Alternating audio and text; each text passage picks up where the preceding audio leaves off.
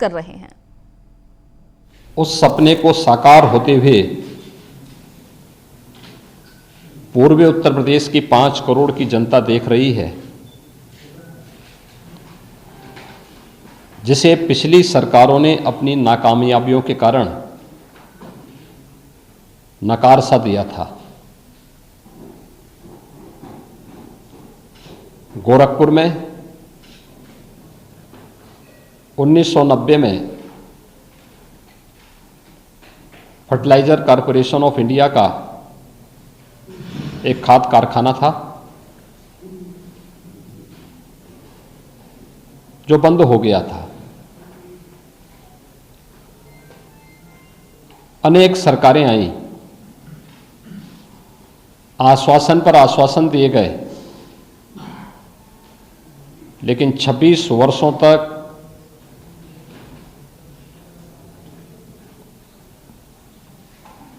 उन लोगों ने हमेशा हाथ खड़े कर दिए कि अब यहां पर नए कारखाने की आवश्यकता नहीं है। इसके कारण न केवल अन्नदाता किसान प्रभावित हुआ था, बल्कि सामान्य नागरिकों के जीवन पर असर पड़ा। गोरखपुर के विकास और पूर्वी उत्तर प्रदेश के विकास पर विपरीत असर पड़ा। रोजगार और नौकरी की संभावनाओं पर विराम लगा। अब यह सपना साकार हो चुका है।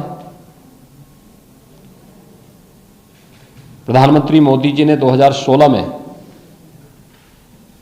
गोरखपुर के खाद कारखाने का शिलान्यास किया और एक समय सीमा के अंदर यह खाद कारखाना बनकर के तैयार है। 7 दिसंबर को प्रधानमंत्री मोदी जी के करकमलों से एक भव्य समारोह में हिंदुस्तान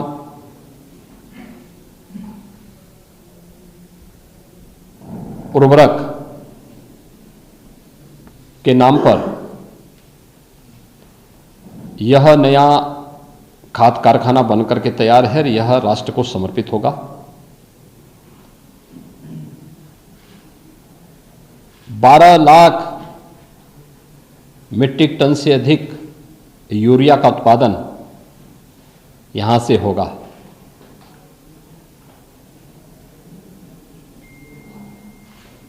इसी प्रकार से यह खाद कारखाना केवल यहां पर किसानों को समय पर उर्वरक और रसायन उपलब्ध कराने में,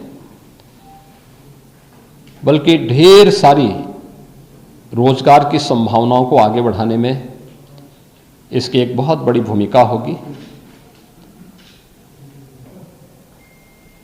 दूसरा, कभी बाढ़ और बीमारी के लिए जाना जाने वाला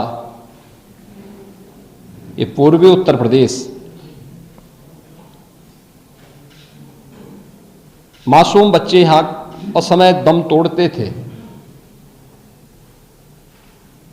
सरकारों की संवेदना कभी उन गरीबों के प्रति, अभावग्रस्त उन लोगों के प्रति नहीं देखने को मिली थी। एन्सेफेलाइटिस की ही हम बात करें, 40 वर्षों में 50,000 से अधिक बच्चे यहां पर असमय काल कल्पित हुए। कोई पुख्ता व्यवस्था नहीं हो पाई और 2016 में ही प्रधानमंत्री मोदी जी ने पूर्वी उत्तर प्रदेश को एक एम्स दिया और वह गोरखपुर में ही स्थापित किया। एम्स भी बनकर के तैयार है। विश्वस्तरीय विशेषज्ञ स्वास्थ्य सुविधा का एक महत्वपूर्ण केंद्र, देश और दुनिया में स्वास्थ्य सुविधा की अपनी जिसकी ब्रांड है, उस एम्स का उद्घाटन भी प्रधानमंत्री मोदी जी के द्वारा ही 7 दिसंबर को होगा। एक तीसरा महत्वपूर्ण केंद्र आपने देखा होगा, यहां पर 77 में पहली बार यहां इंसेफ्लाइटिस के मरीज चिन्हित हुए थे। बीमारी कब से है कोई पता नहीं, लेकिन 77 में, और वह भी गोरखपुर की किसी लैब से नहीं हुआ।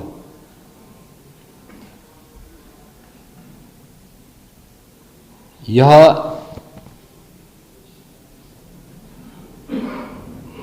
National institute of virology Pune की लैब में ये वायरस चिन्हित हुए थे। एक लंबे समय तक मस्तिष्क ज्वर हो, डेंगू हो या किसी भी अन्य वेक्टर बॉर्न डिजीज के लिए वेक्टर की पहचान करना, फिर उसके अनुरूप यहां पर लोगों को स्वास्थ्य की सुविधा उपलब्ध कराई जा सके,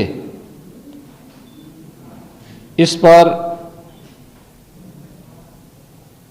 उस प्रकार की पुख्ता व्यवस्था करने के लिए जब सैंपल लिए जाते थे तो लंबे समय तक वे सैंपल जांच के लिए एनआईवी पुणे या देश के अन्य भागों में भेजे जाते थे। अब एक आईसीएमआर का एक रीजनल सेंटर एनआईवी पुणे की तर्ज पर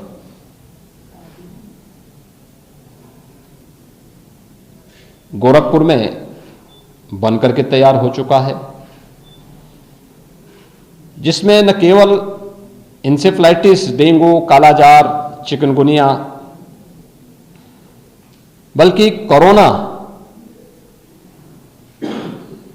जैसी महामारी से जुड़े वायरस की पहचान करने और फिर उसके उपचार के लिए अनुसंधान को आगे बढ़ाने, दवा के निर्माण करने, इन सब की दिशा से भी अब एक नया सेंटर गोरखपुर में बनकर के तैयार हो चुका है। यह सेंटर बीआरडी मेडिकल कॉलेज में बनकर के तैयार हुआ है। इसका उद्घाटन भी प्रधानमंत्री मोदी जी के द्वारा होगा। इस सेंटर का शिलान्यास 2018 में उस समय के स्वास्थ्य और परिवार कल्याण मंत्री भारत सरकार के साथ मैंने यहाँ पर किया था। आज ये बनकर के तैयार हो चुका है। प्रधानमंत्री मोदी जी के करकमलों से इस सेंटर का भी यहाँ पर उद्घाटन होने जा रहा है। यानी कुल मिलाकर के अगर आप देखेंगे, ये सभी चीज़ें पूर्वी उत्तर प्रदेश के लिए, और जब हम पूर्वी उत्तर प्रदेश की गोरखपुर या वाराणसी की बात करते हैं तो बिहार की एक बड़ी आबादी इसके साथ जुड़ती है और नेपाल से जुड़ी हुई भी एक बड़ी आबादी इससे लाभान्वित होती है। तो एक बड़ी आबादी की सुविधा, उनके रोजगार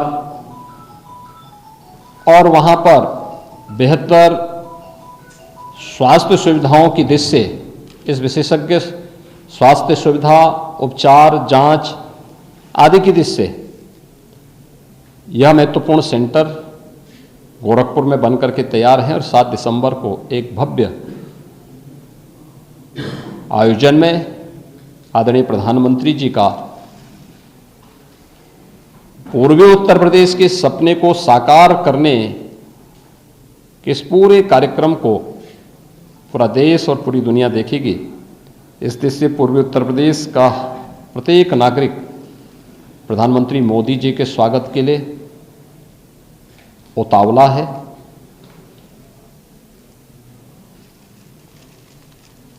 हम लोग, पूरी राज्य सरकार भी और हर नागरिक कि जो विपक्ष के लिए नामुमकिन था, मोदी जी ने उसके मुमकिन बनाया है। जो विपक्ष के लिए असंभव था, उसे मोदी जी ने संभव बनाया है।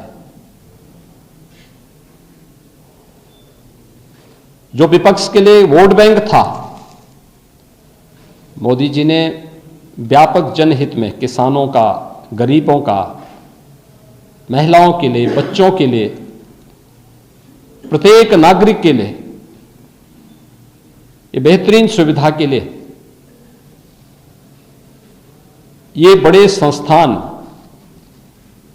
यहां पर इस क्षेत्र के उन्नयन के लिए, यहां की समृद्धि के लिए, यहां की खुशहाली के लिए उपलब्ध कराए हैं। और इस दिशा से 7 दिसंबर की तिथि पूर्वी उत्तर प्रदेश की दृष्टि से, उत्तर प्रदेश के विकास की दृष्टि से महत्वपूर्ण तिथि होगी। और इस पूरे आयोजन को पूरी भव्यता के साथ आयोजित करने के लिए केंद्र और राज्य सरकार यहाँ के स्थानीय नागरिकों के साथ, सुधीजनों के साथ, भारतीय जनता पार्टी, व्यापारिक संगठनों, सामाजिक संगठनों के साथ और जो यहाँ से जुड़ी हुई इन समस्याओं के प्रति चिंतित थे, उन सभी संगठनों को अपने साथ जोड़ते हुए प्रधानमंत्री मोदी जी के भव्य स्वागत की तैयारी के लिए हम सब पूरी मजबूती के साथ खड़े होकर के कार्य करेंगे।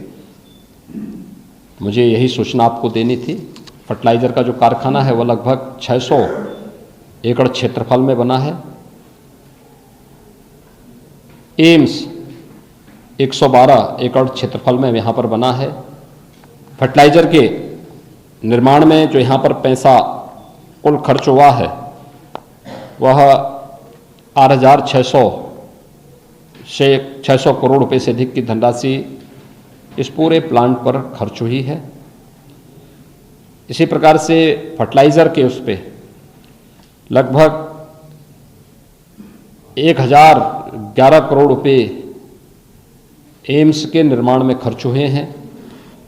और जो हम लोग यहाँ पर ICMR का एक सेंटर यहाँ पर उपलब्ध करवा रहे हैं, इस पर भी लगभग 36 करोड़ रुपए इस पूरे प्रोजेक्ट पर, जो यहाँ पे नई लैब्स बनी हैं, इंटरनेशनल मानक के अनुरूप लैब्स बनी हैं, इन पर इतना पैसा खर्च हो चुका है। ये पूरे सेंटर, सभी संस्थान बनकर के तैयार हुए हैं। ये पूर्वी उत्तर प्रदेश के लिए एक बहुत बड़ी उपलब्धि है। सचमुच प्रधानमंत्री मोदी जी के इस पूरे सकारात्मक अभियान और सकारात्मक सोच का हर व्यक्ति अभिनंदन कर रहा है और 7 दिसंबर को उनके स्वागत के लिए पूरी तत्परता के साथ यहाँ पर आकर के प्रधानमंत्री मोदी जी का स्वागत करेगा। धन्यवाद जी।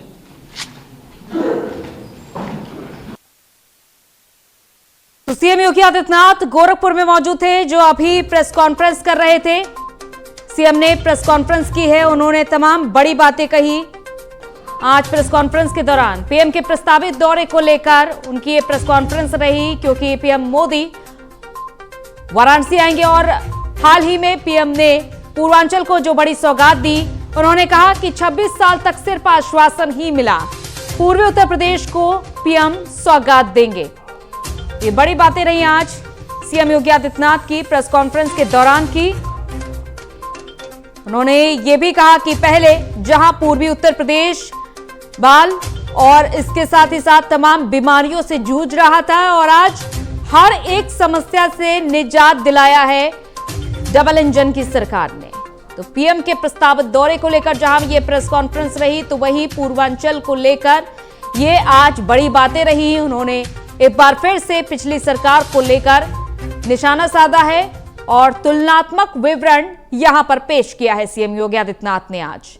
उन्होंने कहा कि 26 साल तक सिर्फ आश्वासन ही मिला, पूर्वी उत्तर प्रदेश को पीएम सौगात देंगे। हाल ही में लगातार ये भी देखा जा रहा है कि एक के बाद एक बड़ी सौगातें दी जा रही हैं, सौगातों की झड़ियां लग रही हैं। खास तौर पर पूर्वांचल में पूर्वी उत्तर प्रदेश को सौगातें दी जा रही हैं, क्योंकि पूर्वी उत्तर प्रदेश खास तौर पर बीजेपी का मजबूत गढ़ भी माना जाता है और मजबूत किले को और भी ज्यादा मजबूत करने की तैयारी है। तो आज गोरखपुर में मौजूद हैं सीएम योगी आदित्यनाथ, जहां से उन्होंने प्रेस कॉन्फ्रेंस की।